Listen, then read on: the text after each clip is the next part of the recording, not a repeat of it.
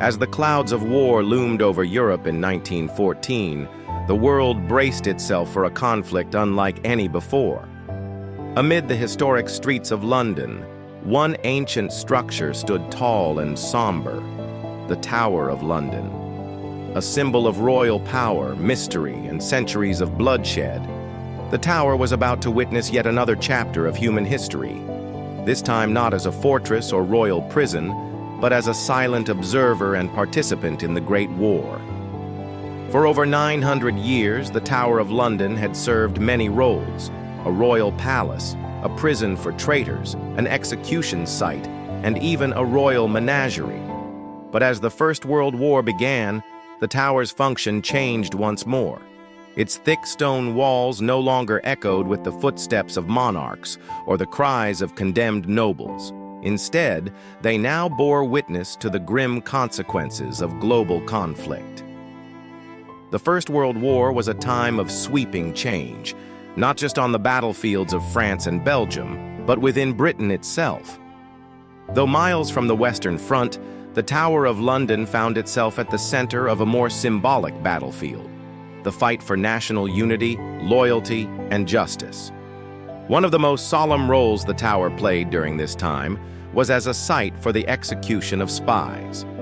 11 men, all accused of being enemy agents, were brought to the tower and shot by firing squad between 1914 and 1916. These executions took place in a small, enclosed area near the tower's moat, shielded from the public eye.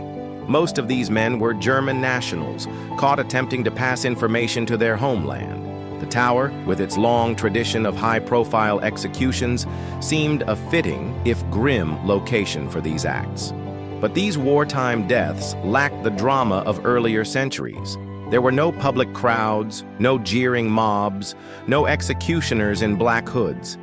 Instead, the executions were quiet, clinical, and swift, carried out with the solemn efficiency demanded by modern warfare. Among the most well-known of these spies was Karl Hans Lodi, a German naval officer who posed as an American tourist while collecting intelligence. His trial at the Old Bailey and subsequent execution at the Tower in November 1914 made headlines. Though an enemy agent, Lodi's courage in facing death earned him a degree of respect even among his captors. His execution marked the first time the tower had been used in this way for over 150 years. Beyond the shadowy world of espionage, the tower also served the war effort in other ways. The Royal Fusiliers, whose regimental headquarters were based at the tower, played a significant role during the war. Many soldiers passed through the tower gates on their way to the front lines, their boots clattering across the ancient cobblestones as they marched off to a fate unknown. The tower's moat and outer areas were transformed for training exercises and temporary barracks. Armaments and stores were moved in and out. The yeoman warders, famously known as beefeaters, remained at their posts, though their ceremonial roles gave way to duties more aligned with wartime vigilance. Even the tower's famous ravens, long associated with the legend that if they ever left, the kingdom would fall, remained under watchful care, their presence a comfort to many who feared the symbolic collapse of British might. Meanwhile, the British public turned to the tower as a symbol of resilience and continuity.